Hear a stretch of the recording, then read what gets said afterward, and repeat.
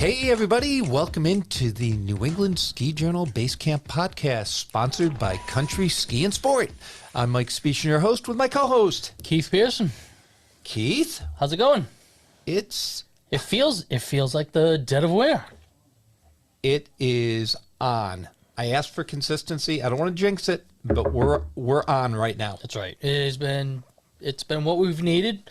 Yeah, we'd like to squeeze some more inches out naturally, but you know, we can't all be New Orleans. I can tell you, I have not been on a hill that hasn't been good in weeks upon weeks. Yeah. No, I just came back from, what did I do? 8 out of 9 or 7 out of 8. Some, nice little run up north. What retirement, huh? Yeah, right. It's called bring another computer with you. You bring your monitor and just log in from Basecamp North. You know what? Remote working, it's a beautiful thing. It's fantastic. But what do we got today? We have a little filmmaking. Rick Moulton, who history buff would be putting it lightly. And he has been making ski films. Not quite the same genre of Warren Miller, but he's been doing it for 50-plus years. Well, the interview we just had just blew me away. We forget about history sometimes, but this interview, his passion for what history is all about, especially in the ski world, right, is just plain crazy. I mean, it was, we didn't want it to stop, the honest truth. We didn't think we were going to be able to have him for that long because he's in the middle of a project. And yet we got close to 40 minutes, if not more. Exactly. We thought it was going to be 25, 30, and you turn the dial on him and watch him go. Were you not captivated on virtually every word? Because I was. Yeah, I find it very interesting, particularly as someone who doesn't have the depth of knowledge of the ski history. So you learn, you're trying, where's my notebook? Like the idea of taking notes and all that stuff. I thought you were a journalism major. Would your professors accept that answer? Probably not. No, probably not. No, but just the idea you take it in. Hey, the good news is it is recorded, so I can go back and spin it back and watch it again. Yes, it is. Well, it was fantastic. Well, the interview that's just about ready to hit everybody. Keith and I were basically blown away, excited about it, energized about it, and I want to go to Rick's website and see what I've missed because I know there's a boatload. Yeah, rickmoulton.com has all the interviews and all his documentaries, excuse me. And coming up on the other side of this break, we'll talk to him. Yep, we will have Rick Moulton on right after this. Message from our sponsors.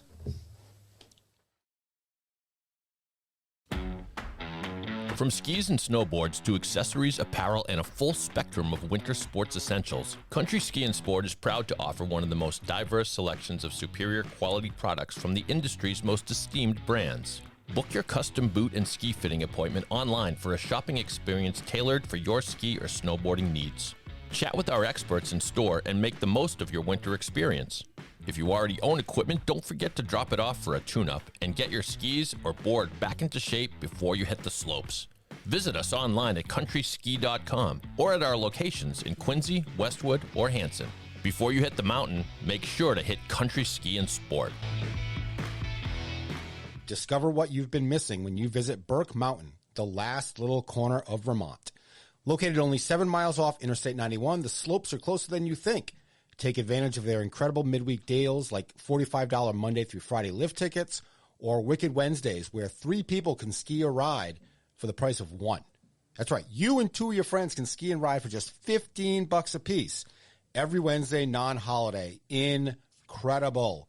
To learn more, book your overnight stay at the Ski In, Ski Out Burke Mountain Hotel or purchase lift tickets. Visit skiburke.com. Welcome back into the Basecamp podcast, everybody. Now joining us from Vermont, Rick Moulton, film editor, maker, keeping skiing history alive through films. Welcome aboard, Rick. How you doing? Pretty good. It's 12 below zero up here in Vermont today, so I'd rather be talking to you than cruising. I can appreciate that. Well, you do a lot with history. It's been a long time since we've had a cold spurt like this. That's true. It goes back to the days I used to produce a show on Vermont Public Television called 40 Below. And there were days where it was literally 40 below. St. Johnsbury today was 18 below. So maybe we're reaching back a little bit, but it would stay that way for a week or two.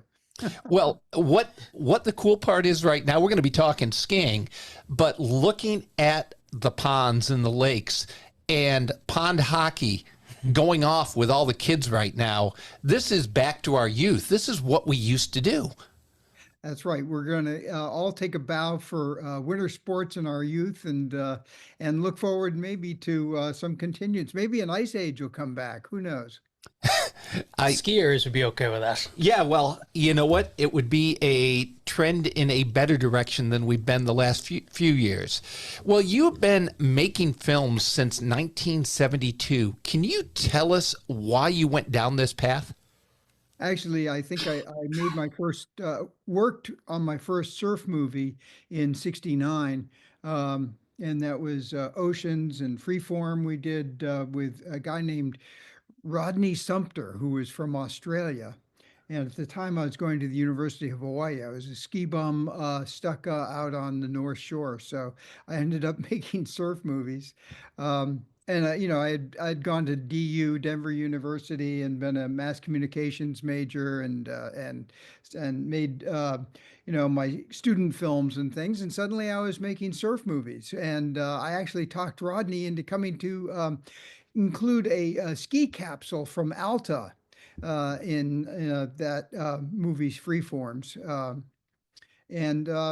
That really hooked me on making films. And of course, I got to see that whole genre where, surf movies were like Warren Miller movies. You'd take them, just before the coming up of the season, all that anticipation for the new waves that would be coming, and you'd show them at high schools, up and down the coast of California. And, I took ARFA films, to various auditoriums and showed those surf movies.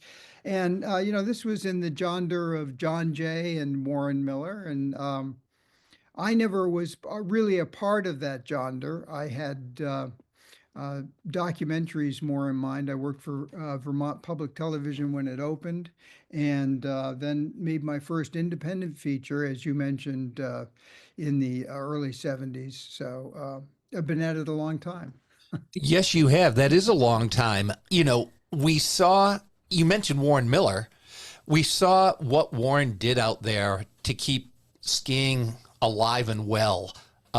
Excitement on a yearly basis. We saw what Mike Marvin did, who we had on this podcast, with Hot Dog the movie.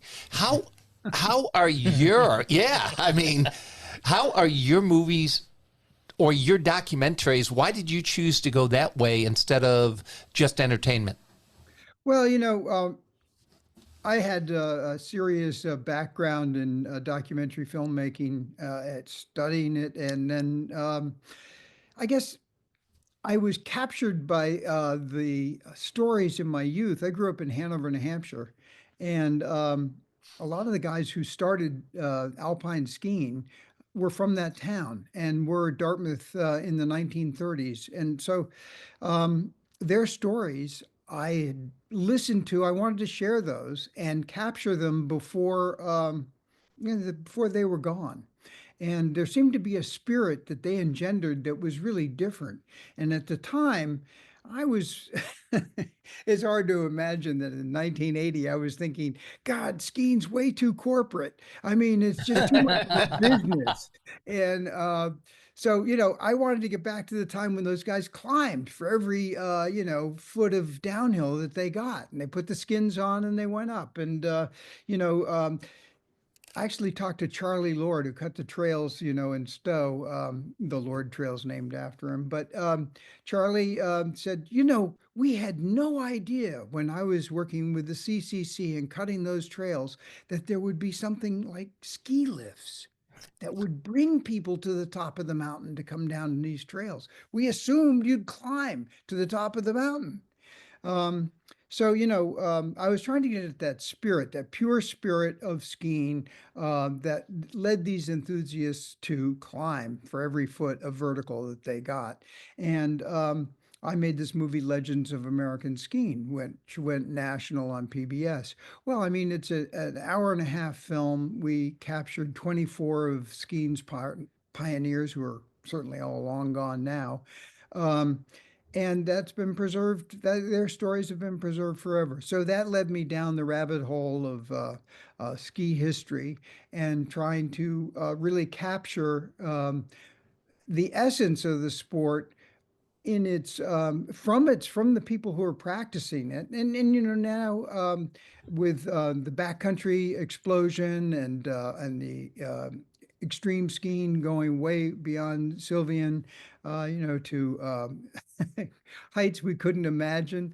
I mean, there's this whole ethos of people out there who are doing that, and they have their own stories. I think that there's great documentaries to be made that are not just adrenaline films, that really get at the heart of the spirit and stories that they have to tell too. So, but at any rate, that's been my approach, and it's very different than the annual film that comes out and takes you on a travelogue around to exciting places. Has history always been a part of the interest that you have in, sport, whether it be skiing or surfing? Well, the truth of the matter is, mass communications was a minor in my college days, and history was my major. Okay. So, I've always had the historical bent, and the Hanover story was my first history documentary, and I've been doing history documentaries ever since. I made my latest one is Lowell Thomas and the Rise of Broadcast News. And when I made Legends of American Skiing, I actually got to meet Lowell Thomas. And of course, that's a name that might, it seemed familiar, but nobody knows who he is now. And he gave us broadcast news. But he also gave us Lawrence of Arabia. He discovered Lawrence in World War I. And Lowell Thomas was he really cut his teeth on World War I, made his name in World War I, where we all think of, Edward R. Murrow in World War II. But Thomas was a whole generation before that, and he was an avid skier. He just he got into he was from Cripple Creek or Victor, Colorado, so he knew about snow and cold temperatures, but he didn't really get exposed to skiing, downhill skiing, until in the Alps in World War I with the Alpini, and Lowell really put skiing on the map in the 1930s by broadcasting wherever he went. He pioneered remote broadcasts because he wanted to take his weekly broadcast, and I said he was the start of broadcast journalism, which he was. He had his network news was carried on two networks, the only two networks, NBC and CBS, and ABC didn't exist, but it was covered nationally. And so he did the national news from the, cellar of the Opera House in Aspen, way before there was a resort there. He was in the Green Mountain Inn broadcasting there before there were any chairlifts at Stowe. And, you know, um, really made it glamorous and popular, and telling people about these stories and bringing people on the air who were skiers. And this is in the 1930s. So he really gave, skiing this big push. And I met him, was working on Legends of American Skiing, and he told me, gee, no, don't come down here to my estate. Because he had started Cap Cities, which are owned ABC before he died. I mean, he's also a magnet of mass media. But anyway, he said, I wanted to come to Vermont, and turned into a road trip. We were at Woodstock, where the first lift was, the rope tow on Billings Hill. And then we went on to Stowe, his best friend, Sepp Brush, who had, started lift companies there. And, wherever we went, people came out of the woodwork and we'd have 40 people for dinner. It was incredible to travel with him to ski areas. Anyway, I didn't know he had discovered Lawrence of Arabia until after, I had been with him. And Wow.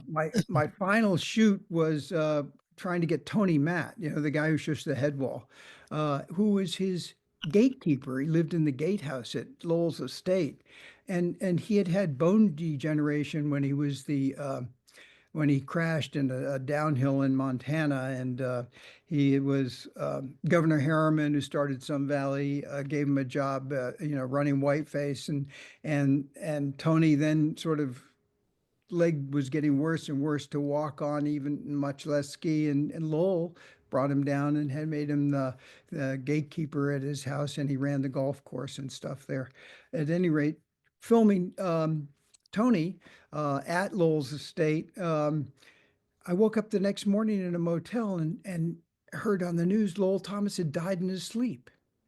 And we had filmed him the day before, that afternoon. And he was on top of his game, 90 years old. He turns to his chauffeur and says, "We're off to a board meeting in New York." And he was going to, head up the board of Capital Cities, which was negotiating to buy ABC, the network. And, an amazing man. So anyway, I always wanted to make a documentary about him from that time on. Well, what did that take? That took me, like There almost you go. 2 years to get around to actually making the PBS documentary, which you can see on my website. All my films you can stream off my website, moulton.com, rickmoulton.com. And so, it's an amazing story of how he got Lawrence. And we had all the original glass plates that they had taken in 1918, and the movie film, 35 millimeter in the Middle East, where, 100-degree temperatures are nothing in the desert. How do you take nitrate film with you and lug it around? 2 tons of equipment he had to move around to cover the story. So, fun to make documentaries about people from the past. Oh, yes. So Legends won at Banff. Was that Yes. your first? Was that your first major win? Yeah, it was my first feature film, feature documentary. Okay. And it was it was exciting. And I don't think you make any money making documentary films. You might pay yourself, as if you're lucky, as you actually make the film.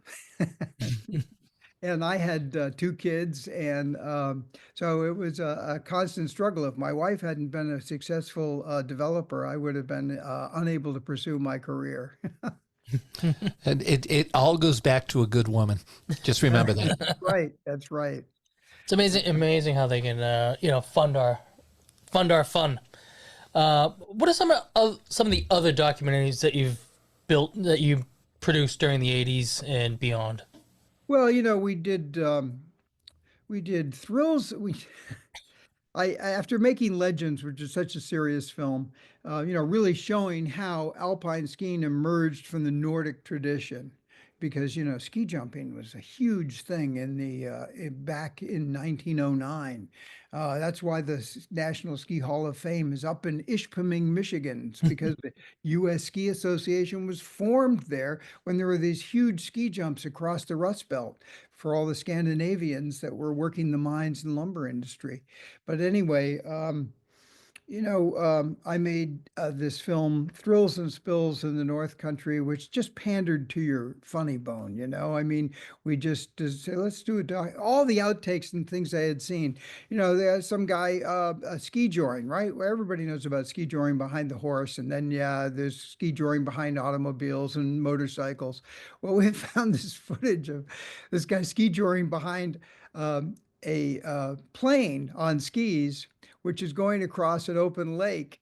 The plane gets going 90 miles an hour, and he's hanging onto the back, and here are the trees, so the plane has to lift off. What's going to happen? And those kinds of things to pander to the funny bone, was really fun to do the thrills and spills, which we did. And, it actually also incorporated snowboards and Jake Burton talking about the idea and his struggles to get the snowboard off the ground. So, Thrills and Spills in the North Country was a film we did.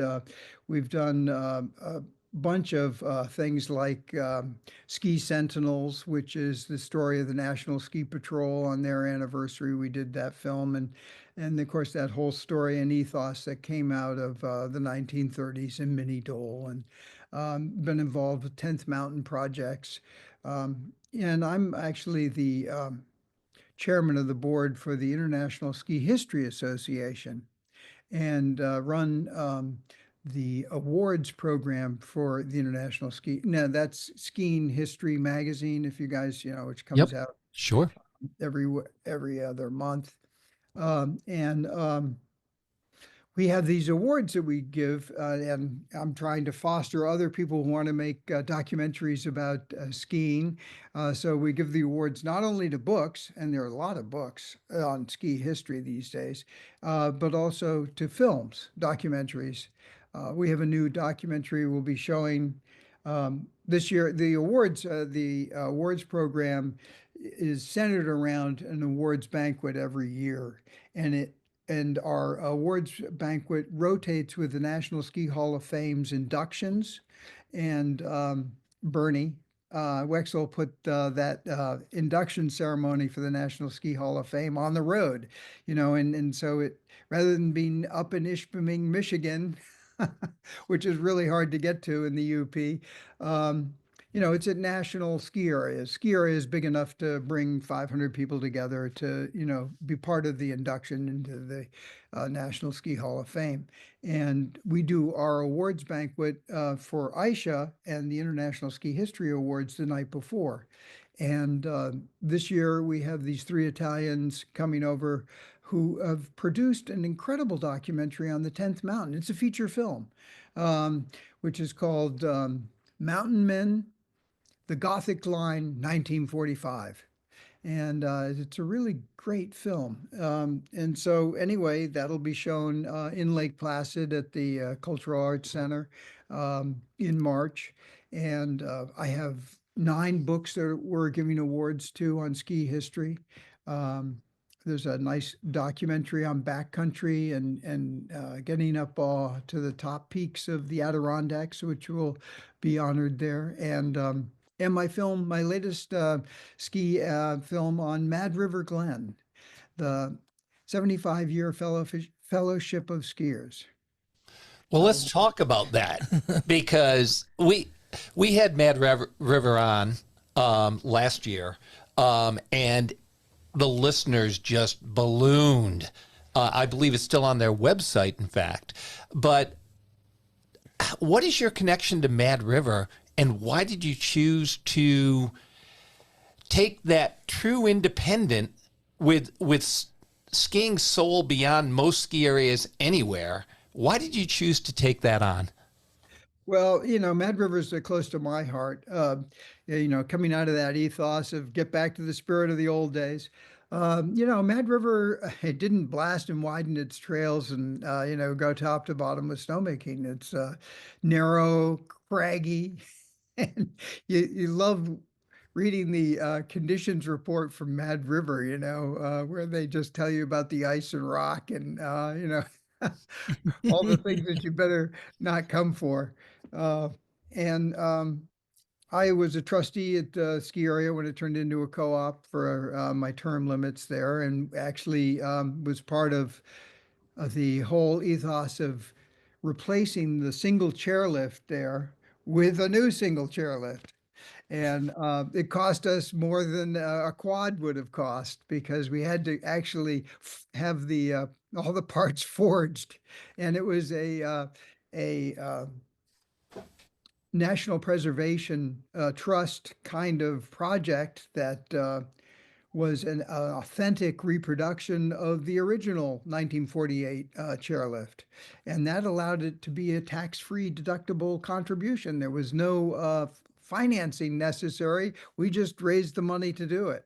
And So you can still ride the old single at Mad River, and skiing, is a solitary sport, in the sense that, it's just you and the mountain. And that's reinforced at Mad River. We only put up about 400 skiers an hour on that chairlift. Actually, the new chairlift runs faster. I guess it's more like 550 now per hour. But, rather a chairlift comes by every 15 seconds instead of, 8 people getting on a quad every, 6 seconds. And that means when you come down, you're coming down yourself on the trail. Is all that wonderful solitude of maybe there's your group of 4 or 5, and you're coming down, you've got that trail to yourselves. Um, and that's pretty special. So that harkens back to that early spirit of skiing and echoes in my heart. And, I became personally aware and knew a lot of the people who started Mad River. Mad River was born in 48, and so was I. So I got to meet those pioneers who were all gone, and I made a film in 1988 for its 40th anniversary. And that film really caught those original pioneers and told the story of how they made Mad River after World War II. And that was the same cadre of people who first put the chairlift in at Stowe in 1939 and 40. And there was a whole competing set of commercial enterprises in Stowe that they walked away from and sold out to CV Star, sold the lift company, as the single there was called, and looked for a mountain they could buy. They didn't want to rent it off of the state or the national parks. They wanted to buy the land. So they found a lumber company that was selling the perfect pocket of snow, all the forest. I think they bought 2,500, 3,000 acres. And so Mad River owns the footage that owns the acreage that it sits on. And, was in private hands. And then we had uh, one of the owner die, and his wife is left with the ski area, and she preserved it and she kept it going, but she pumped millions into the area to keep it going, and eventually thought, how can I preserve this and yet get away from it so I'm not mortgaging my house in Greenwich to keep this place going? And she created the co-op. And so we have Betsy Pratt to thank for that. And that fellowship film is really the story of the birth of the co-op and everything that's happened at Mad River over the last 35 years, as told by the people who have been there making it happen. And that's a thing I try to minimize my narration in films, and as much as possible have people tell the story, edit their interviews together so that it's a continuous flow. And Fellowship is a great example of that. There's no narration. It's just carried on by the people talking themselves and following that line through that thread. Is there the smaller ski area? Has that always been your kind of bread and butter? Because further down the road, you wrote, I don't want to say you wrote, Passion for Snow about Dartmouth. Yeah, And, sure. and Dartmouth's big this year because it's hosting the NCAA's. And I grew up at the skiway, Okay, yeah. 1957. I was there the day it opened. Oh, no way. And that's another. It was only a pommel lift originally, and it has the Gauntlet, which is this great steep, narrow trail that they always ran slalom on, and had a great face. And then GS. It was a kind of a stretch for length, but Warden's is the trail that I think will host that this year, and it has an incredible 45-degree pitch right in the middle of it that just drops. It was Warden's Shush. I do remember before helmets, a high school race where a kid was killed, going into the woods, picking up too much speed off Ford and Shush. Um, but yeah, no. Now, when you say small ski area, you have to remember that Mad River's got over 2,000 Mhm. vertical feet. And when they put the chairlift in at Mad River, they made sure it was a couple feet longer than Stowe. So, you know, Stowe may be the ski capital of the East, but Mad River is the hidden gem, and it's got the vertical, and it doesn't quit halfway down and start into flats, right? There's cliffs and Yep. steep pitches right to the bottom, so you get. I love it. I love Probably it. better. The boxing gloves are off here. Exactly. It's corporate versus non-corporate. Look, probably the better way to describe them, right? That's true. That's true. And there's so many good independent ski areas still around. And, in Vermont, certainly Bolton's a classic example of that. And, hats off to the independents. And who knows where the conglomeration of skiing will lead in the ultimate end. And, some of the films that I've made examine or look at it and from different perspectives. I mean, let's talk about the American Ski Company. I mean, you never know what the economy is going to do or how Wall Street's going to affect ski ownership. And these independent areas for in various ways are independent of the convulsions that happen like that. And, Mad River has been able to tap its roots, which came out of the New York Amateur Ski Club and New York, and very successfully. The last campaign, the Save Paradise campaign, I think raised $7 or $8 million. And, we're always doing something new there. In the 60s, it was a big deal for Mad River to put in the double chairlift to offer intermediate terrain. And they had a little beginner's lift there. And Roland Palmetto, who started the area, picked up this little chairlift in Davos, and he brought it back and put it up for beginners in Birdland. Well, to get to Birdland, you have to come down, the first third or 1,000 vertical feet to get there. So it wasn't ideal for them. And then they very astutely realized that that was going to be the case. And they put a mid station in on the double chairlift so that the beginners could get off at mid station with an instructor and go to Birdland. And, for whatever reason, disdain, I think, they tore it out. So it'd be a little faster to go up the double. And we've put the mid station back in. And now it's not so much to service Birdland, but it is to service where we can go with snowmaking. So that is Mad River, acknowledging the realities. And we do make snowmaking up to the mid station on the double. And this is the first year that is, in play. We now have, you can ski the double when we have to rely on snowmaking. I don't know how I got off on that tangent. No, that's the beauty of this podcast is when the guest actually starts to educate us, and that's what you're doing. I mean, it's supposed to be fun. Let me ask you one other film with everything that happened in Park City this year with the Ski Patrol, because that was top-notch news. A Basin, their patrol just unionized.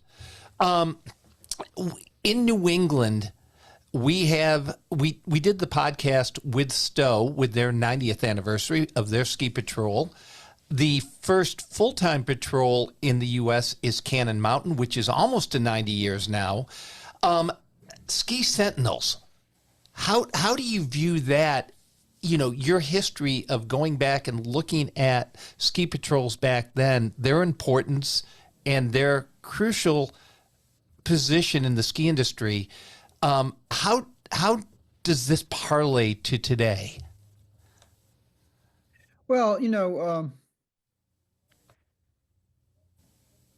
I think that you're getting at some interesting points. I love the fact You have to remember that Cannon may be the first organized patrol in the East. I think Sun Valley's got it by a few years. Um, Nelson Bennett was a New Hampshire boy who went to UNH and got a job in the summer trail crew out, on Baldy when they were cutting the trails, and was there for the first winter at Sun Valley when they opened Baldy, and I think they thought of him still as the trail crew guy, and if there needed snow on and off the chairlifts. Remember when Baldy opened, they had 3 chairlifts that they opened with, and it was head and shoulder. This is 1937, so roughly about the same time that Cannon opens with the gondola, and Nelson. That's a tram, wasn't it? Yeah, I'm Or was sorry, it? yeah, tram. And with the tram, and I think the tram was 37-38, but I could be wrong. It could have been 36-37, which would give Sun Valley a year edge, because Nelson's trail crew thing turned into, I mean, the instructors were told to bring injured skiers off the mountain. And on Dollar, when Dollar opened in 35-36, and Proctor Mountain, out there on the flats, the instructors were, and they were Austrian instructors, were supposed to bring any injured, people off the hill, and particularly their clients.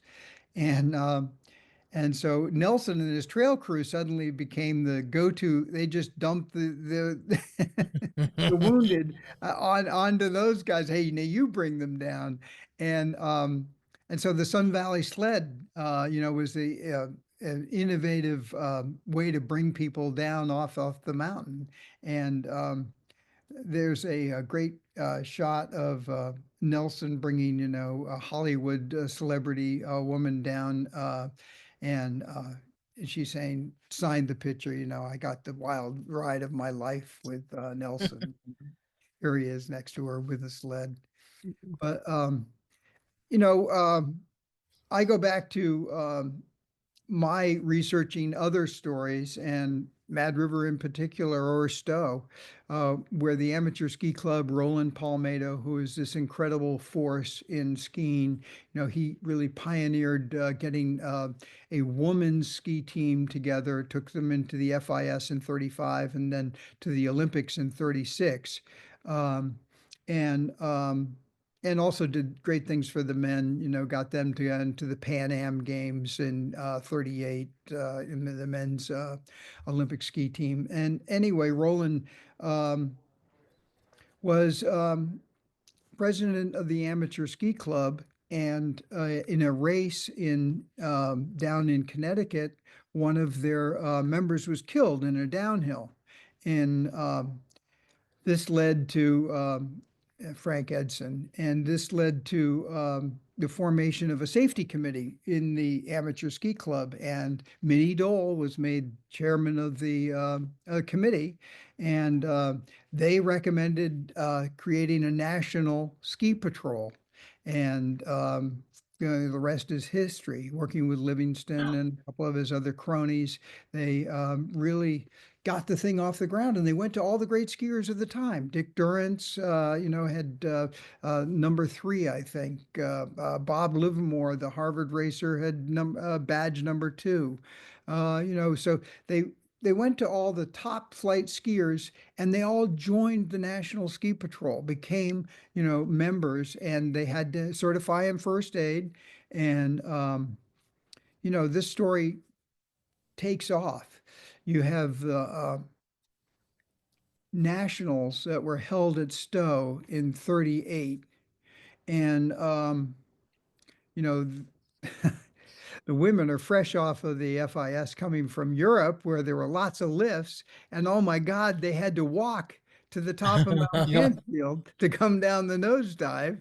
And, that leads to the Amateur Ski Club putting in the chairlift at Stowe, but that's where they had a really first organized ski patrol for that race. And, the president of the United States Ski Association, Roger Langley's there and embracing this whole idea, and it really takes fire from that national race where they had telephones down the nosedive and crank phone and the sleds with sled stations, and you can see at the start of the race the women started below the men. There's toboggan in the rack right behind there, and that became it's so ironic. Stowe's patrol becomes the model for an organized patrol, but they don't join the National Ski Patrol. Being outside the system, but the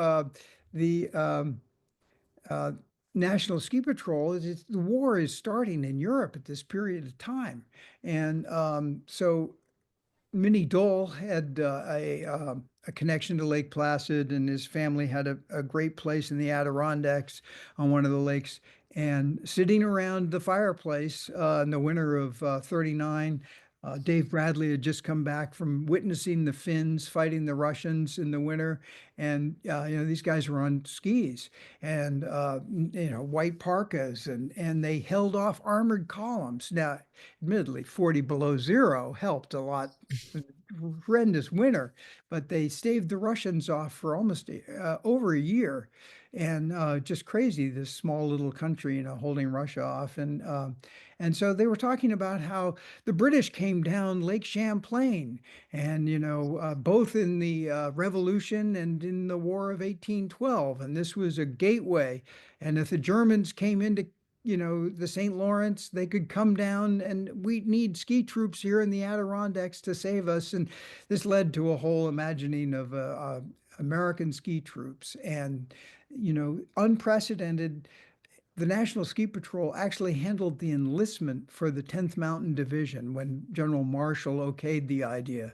And so, you really had in the first formation of the I mixed them up, whether it's the 86th or the 87th. When it was first formed, all of the people that were in the division were screened through the National Ski Patrol.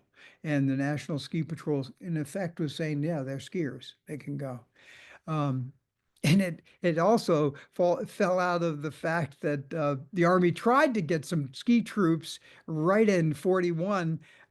They sent a bunch to Alta, and the American Ski School was run by Dick Durrance at Alta at that time. Oh, yeah. Jay Laughlin had just, in effect, financed the place. And the American Ski School was going to teach these skiers, these soldiers, how to ski. Well, there were so many broken legs. It was a total disaster, I mean, these guys may have been trained soldiers, but they had no idea how to ski. And so the idea was, hey, we need to start with skiers, and then we'll be able to build a cadre from that. And so, the 10th Mountain is a great story. It evolves from the National Ski Patrol. We tried to show that in Ski Sentinels. We cover, there's some great footage in there of from Jackson Hole of the guys riding the tram, lighting the charges in the tram and then throwing them out, and all that kind of don't drop it. And there's a hid for the window. But that whole evolution of the avalanche science that developed as the ski areas pushed the extreme of where they were going, and is in the film. And we tried to cover their anniversary and bring it up to date. That's awesome. What projects do you have going forward? Like what is next, or is it find the next group? You mentioned I'm up to my I went to Vermont Academy. Our nemesis in those days was we were ski schools, Holderness, Vermont Academy, Northwood, and we did 4 event skiing. So I'm looking at 4 event skiing, and the film that I'm doing Vermont Academy's 150th anniversary, and that's what I'm editing right now. And so as high school kids, we would start the morning with the alpine slalom, and then do a GS, break for lunch. Right after lunch was cross country, 15. And then as it's getting dark, we'd be jumping, right? So we do 4 events in one day. And of course, when the colleges dropped jumping, that was a real shame. Anyway, so I have that film I'm doing, and my big film right now is a PBS documentary for the anniversary of the country. Our 250th anniversary is coming up, and I'm doing a film on Ethan Allen, who took Fort Ticonderoga in 1775. The anniversary of that's coming up May 10th this spring. So we're doing that film, and that's really an exciting one that I'm doing. Rick, I'll tell you, It's busy. I could sit here and listen to the history forever, because you got to know the past to know the future. You got to embrace the past. We want to thank you for coming on. This was absolutely tremendous. A pleasure. If there's anything I like to do, it's talk about skiing's early days. And a plug for all the ski museums out there. We've just started an organization, an umbrella organization, to bring all the ski museums together. And New England Ski Museum, the Far West Ski Museum, the Vermont Ski Museum. I mean, these are all wonderful things that are happening. So support your local ski museum. Maine's just got a new ski museum up at Calabasas. I mean, it's just, it's really fun to see skiing history being preserved. Rick, remind us again, where can we check out your films on your website? RickMoulton.com. You can go, they'll stream for free. That is awesome. Once again, want to thank you. We're going to let you get back to your editing that you have going on today, and enjoy that balmy minus what?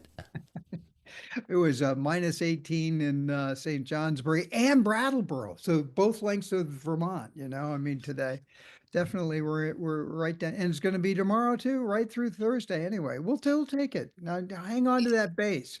You know Exactly. what? You mentioned St. Johnsbury, the spot where PBS gets their weather every morning, right? That's right. That's really true. The Fairbanks Museum. I love it up there.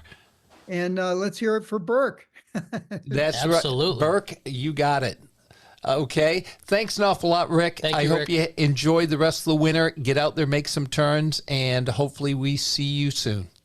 Hey, thanks for having me.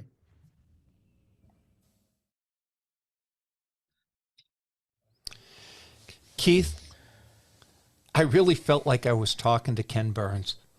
It is crazy how Ken Burns most definitely comes across your mind when you listen to someone like Rick. He's going back into World War One. Lowell Thomas. Lowell Thomas to me is a chair on the north side of Tremblant.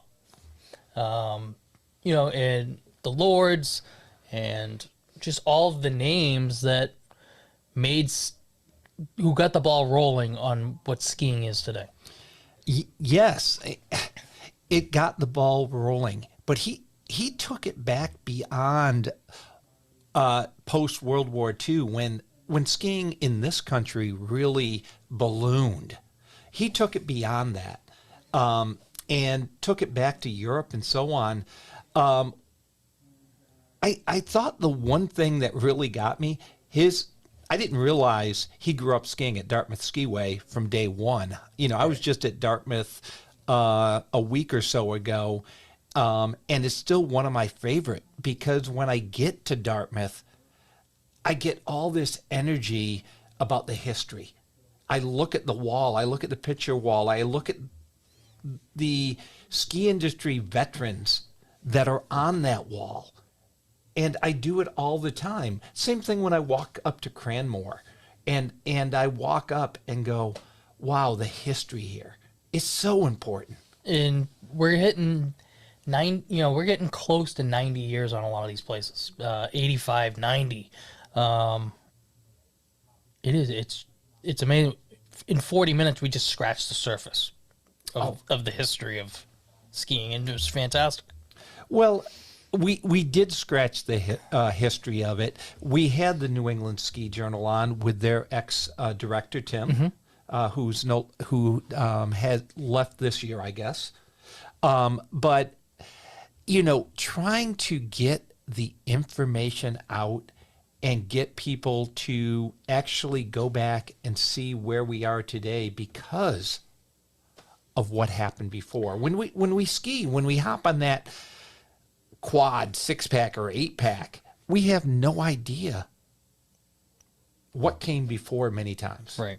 Well, except for, the fact that in what Mad River does, it does remind us, because you can take the single, it's just you thinking about either your last run or the run that's coming up. And it just takes you back to the way it was before. You know what? Natural terrain like that is better. We heard this from Ralph Delorier off of the podcast we did with them from Bolton. Slow chairs give a better skiing experience because there's less people on the hill. I saw that. I was just at Tenny recently, and I was on the Hornet double by myself and riding up. Yeah, it's a long ride. Yeah, it's a little bit slower. But I'll tell you what, I got on the hill, I didn't see anybody. It was me. The trail was mine. It was incredible, the history of it, and the energy of being able to have the trail to myself, not just a high-speed quad taking me to the top. I haven't been back to Tenny. What is it like? I have done Saddleback since it's reopened. What is it like now, considering what happens at Waterville, Loon on a weekend? You're just as far off of 93 as those two places are. No, actually closer. Yeah. Because you don't have those access roads. Maybe not Loon, they're right off. Right. But you know what? I'll tell you what. You go to these out-of-the-way places, and I don't care if it's a Tenny, if it's a Magic, if it's a Mad River, or Mount Abrams, another one. All of these places have such a overused vibe to it. And I say overused, the trails hold up better. Yep. They're They're not getting scraped off. You put X amount of people up on a 6-pack, and trails are inevitably going to get scraped off. So, but you know what? Beyond Tenny, beyond Mad River, beyond Magics of the world, really going back and looking at the history and being on these hills like a Mad River and saying, this is the way it's always been. This is really cool. Right. I mean, that's what it really comes down to. And it could be anywhere in the country that's held to tradition. But I want to thank Rick again. That was an incredible walk through history. I will, for one, be sitting on the couch tonight. The TV will be off, and I will be watching documentaries. Yeah. Which one? TBD. Where do you dive into? Like you said, the Park City patrol issue does bring Sentinels into, makes it more of a current issue. Well, yeah, it makes it a real current issue. So I can guarantee I'm going to have a glass of red wine and be watching a Rick Moulton documentary this evening. But that's going to be it for this episode of the New England Ski Journal Basecamp. I hope everybody is out there making some turns and seizing the opportunities while we're having a great winter here in New England. We'll be back next time. Go get it. New England Ski Journal's Basecamp is a Siemens Media podcast. Siemens Media. Inspiring, informative, insightful.